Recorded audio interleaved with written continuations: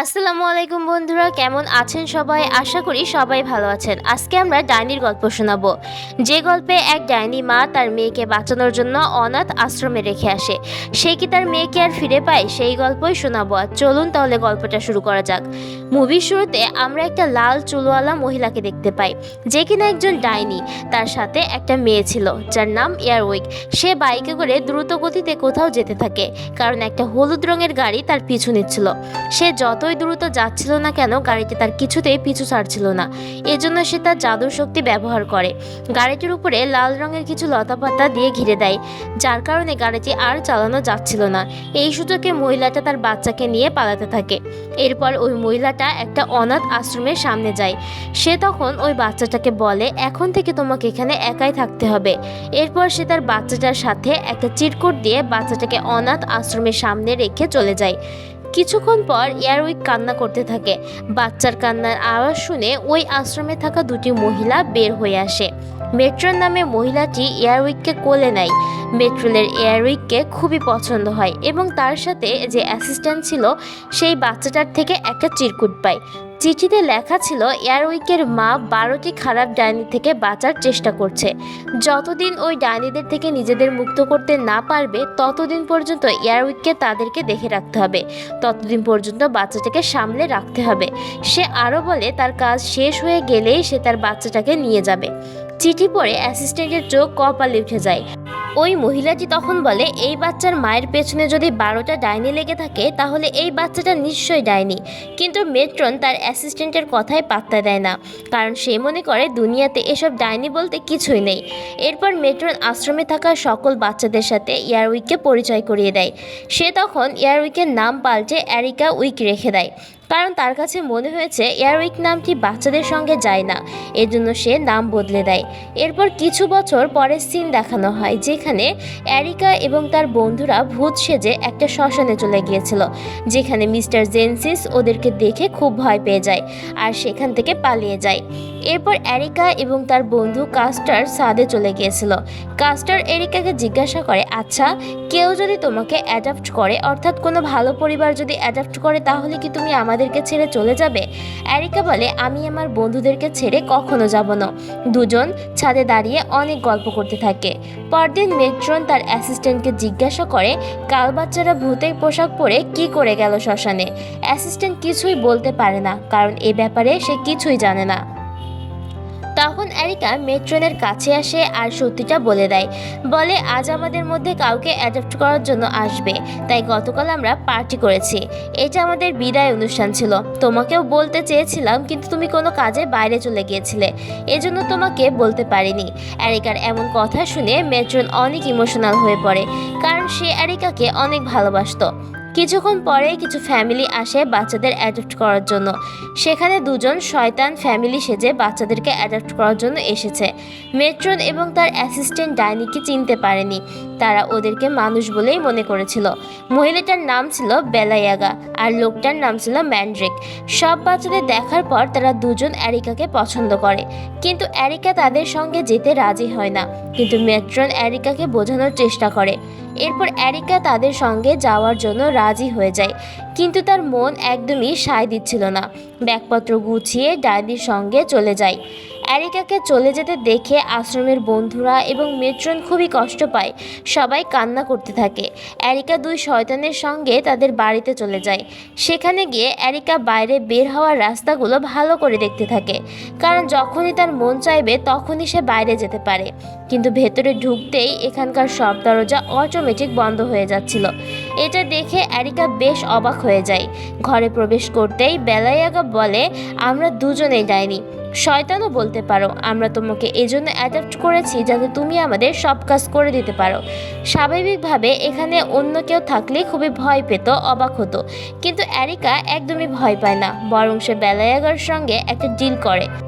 Areca বলে, আমি তোমার সব কাজ করে দেব, কিন্তু এর পরিবর্তে আমাকে তোমাকে জাদু শেখাতে হবে। এই শর্তে বেলায়াগা রাজি হয়ে যায় এবং এরিকাকে তার অ্যাসিস্ট্যান্ট বানিয়ে দেয়। কিছুক্ষণ পরে এরিকা তার কাজ শুরু করে দেয়। বেলায়াগা বলে, ম্যান্ড্রেককে একদম বিরক্ত করবে না। এরিকা বলে, ম্যান্ড্রেককে? এরিকা বলে, যার মাথায় লম্বা লম্বা শিং আছে। বেলায়াগা বলে, হ্যাঁ, তবে সবসময় তার মাথায় শিং থাকে না, কেবল রাগ করলেই শিং ওঠে। তুমি ওর থেকে দূরেই থাকো। এরপর বেলায়াগা একটা বই দেখে জাদুর জিনিস বানাতে থাকে। এদিকে এরিকা জাদু দেখাতে বলে, কিন্তু বেলায়াগা কিছুই শেখায় না। বেলায়াগা যখন ফোনে কথা বলছিল, এরিকা তখন সেই জাদুর বইটা দেখতে পায় আর তার কাজে লাগবে এমন কিছু জিনিস খুঁজতে থাকে, কিন্তু সে কিছুই খুঁজে পায় না। রাতে এরিকা দেখে বেলায়াগা একটা রুম থেকে বের হয়ে আরেকটা রুমে ঢুকছে। এরিকা দৌড়ে সেই রুমের সামনে যায়, কিন্তু ততক্ষণে সেই রুমের দরজা গায়েব হয়ে গেছিল। এজন্য এরিকা সামনের রুমটায় যায়। সেখান থেকে ইয়াগা বের হয়েছিল। সেই রুমে ঢুকে এরিকা অনেক বই দেখতে পায়। দেখে মনে হচ্ছিল বিশাল এক লাইব্রেরি। এরিকা রুমটা ঘুরে দেখতে থাকে। তখন একটা চিঠি খুঁজে পায়। চিঠিটা পড়তে থাকে, তখনই উপর থেকে একটা বই তার মাথায় এসে পড়ে, কিন্তু সে পাত্তা দেয় না। কিছুক্ষণ পর আরও একটা বই তার মাথায় এসে পড়ে। তখন সে উপরে তাকিয়ে দেখে আরও বই উপর থেকে পড়ছে। এরপর সে দ্রুত সেখান থেকে বের হয়ে আসে। এরপর সে অন্য একটা রুমে প্রবেশ করে। সেখানে ঢুকতেই সে একটা হলুদ রঙের গাড়ি দেখতে পায়, যে গাড়িটা আমাদেরকে সিনেমার শুরুতে দেখানো হয়েছিল। এরিকা গাড়িতে একটা রেডিও এবং এয়ারউইক নামের একটা বই দেখতে পায়। এরিকা বই এবং রেডিও নিয়ে সেখান থেকে বের হয়ে তার রুমে আসে। এরিকা সেখান থেকে পালাতে চাইছিল, কিন্তু কোনোভাবেই সে পালাতে পারছিল না, তাই সে ঘুমিয়ে পড়ে। বেলায়াগা এরিকাকে খাবার বানাতে শেখাতে থাকে, যাতে এরিকা তাদের জন্য সব সময় খাবার বানাতে পারে। কিন্তু এরিকার রান্নার প্রতি কোনো ইন্টারেস্ট ছিল না। এরিকা বেলায়াকে জিজ্ঞাসা করে, তোমার রুম কোথায়? কিন্তু সে কিছুই বলে না। একদিন বেলায়াকা যখন কাপড় শুকাচ্ছিল, এরিকা সেখান থেকে পালানোর চেষ্টা করে এবং গেটের দিকে যেতে থাকে। তখনই কিছু লতাপাতা এরিকাকে ধরে ফেলে, তার চুলগুলো ধরে রাখে। বেলায়াকা বলে, তুমি এখান থেকে কখনো বের হতে পারবে না, কারণ এই বাড়ির চারিদিকে ম্যান্ড্রেকের গার্ড রয়েছে। এরিকা বুঝতে পারে তাকে যদি এখান থেকে পালাতে হয়, তাহলে ম্যান্ড্রেককে আগে তার বশে আনতে হবে। এভাবেই দিন যেতে থাকে। এরিকা যখনই তাকে কিছু শেখাতে বলে, তখনই বেলায়াগা এরিকাকে অন্য কিছু কাজ দিয়ে দেয়। এরিকা বুঝে যায় বেলায়াগা তাকে কিছু শেখাবে না। এরিকা যখন তার রুমের দিকে যাচ্ছিল, তখন সে ম্যান্ড্রেককে দেখতে পায়। সে জাদু করছিল। এরপর এরিকা তার রুমে চলে আসে এবং ব্যাটারি খুঁজতে থাকে, যাতে করে গাড়ি থেকে পাওয়া সেই রেডিওটা চালাতে পারে। অনেক খোঁজাখুঁজির পর একটা ব্যাটারি সে পেয়ে যায়। সে ব্যাটারি দুইটা রেডিওতে লাগাতে শুরু করে। তখন একটা কালো বিড়াল তার রুমে চলে আসে। বিড়ালটার নাম থমাস। এটা বেলায়াগার পোষা প্রাণী ছিল। থমাস এরিকার সঙ্গে মজা করতে থাকে। দুজনের মধ্যে ভীষণ ভাব হয়। এই দুজনকেই বেলায়াগা খুব খাটায়, সারাদিন অনেক কাজ করায়। এরিকা তার কাছে থাকা রেডিওটা চালায়। রেডিওটা চালানো মাত্রই একটা গান বেজে ওঠে। গানটা এরিকার খুব পছন্দ হয়, এজন্য সে গানটা পরের দিনও শুনতে থাকে। গান শুনতে শুনতে সে ম্যান্ড্রেকের একটা ছবি এঁকে ফেলে। ড্রয়িংয়ের পেজগুলো ছিঁড়ে দেওয়ালে ছুঁড়ে মারে এবং ছুঁড়ে মারার সাথে সাথে দেওয়ালে কিছু লাল রঙের লাইট জ্বলে ওঠে। এরিকা এসব দেখে কিছুই বুঝতে পারছিল না। থমাস তখন বলে, এসব ম্যান্ড্রেক করছে, কারণ সেগুলো একদমই পছন্দ করে না, আর তার দেয়ালের ওপাশেই রুম। থমাস কথা বলছে এটা দেখে এরিকা খুবই খুশি হয়। থমাস এরিকাকে বলে, তুমি যে জিনিসটা খুঁজতে চাইছো বা জাদুটা করতে চাইছো, সেটা ওই জাদুর বইয়ের শেষ পৃষ্ঠায় পাবে। থমাসের কথা মতো এরিকা সেই জাদুর বইয়ের কাছে যায় এবং সেই জাদুর বইয়ের শেষ পৃষ্ঠায় তার কাজটা খুঁজতে থাকে এবং সে জাদুটা পেয়েও যায়। এই জাদুটা মূলত অন্য কোনো জাদু থেকে বাঁচার জাদু ছিল। বেলায়াগা এবং ম্যান্ড্রেক যেন তার উপরে জাদু করতে না পারে, এরিকা থমাসের কথা মতো জাদুর জেল তৈরি করতে থাকে। জেল তৈরি হওয়ার পর একটা মন্ত্র পড়তে থাকে, কিন্তু এই মন্ত্রটা এই বইয়ে লেখা ছিল না। থমাস এই মন্ত্রটা বেলায়াগার থেকে শুনেছিল এবং সেটা মনে করেই বলতে থাকে, আর জেলের ভেতরে জাদুর শক্তি চলে আসে। এটা দেখে থমাস গড়াগড়ি খায়, বলে মন্ত্রটা তার মনে ছিল না, কিন্তু বানিয়ে বানিয়ে বলেও সেটা কাজ করেছে। এরপর এরিকা জাদুর জেল থমাসের গায়ে লাগিয়ে দেয়, নিজেও লাগিয়ে নেয়। পরদিন এরিকা বেলায়াগার সঙ্গে ঝগড়া করতে থাকে এবং তাকে ম্যাজিক শেখাতে বলে, কিন্তু বেলায়াগা তাকে সাফ সাফ বারণ করে দেয় আর বলে, আমি তোমাকে এখানে কাজ করানোর জন্য নিয়ে এসেছি, ম্যাজিক শেখানোর জন্য নয়। এরপর ম্যান্ড্রেক এরিকাকে লাঞ্চে একটা স্পেশাল খাবার দেয়, যেটা দেখে এরিকা ইমোশনাল হয়ে পড়ে। কিছুক্ষণ পরেই বেলায়েগা বাড়ি থেকে বের হয়ে যায়। বেলায়েগা বাড়ি থেকে বের হওয়ার সাথে সাথে থমাস এবং এরিকা মিলে আবারও একটা জাদুর টোটকা বানাতে শুরু করে। ওরা রেডিওতে গান ছেড়ে কাজ করছিল। তখনই সেখানে ম্যানড্রেক চলে আসে। থমাস ম্যানড্রেককে দেখে ভয় পেয়ে যায়, কিন্তু ম্যানড্রেক এখানে এসেছিল এরিকাকে খাবার দিতে।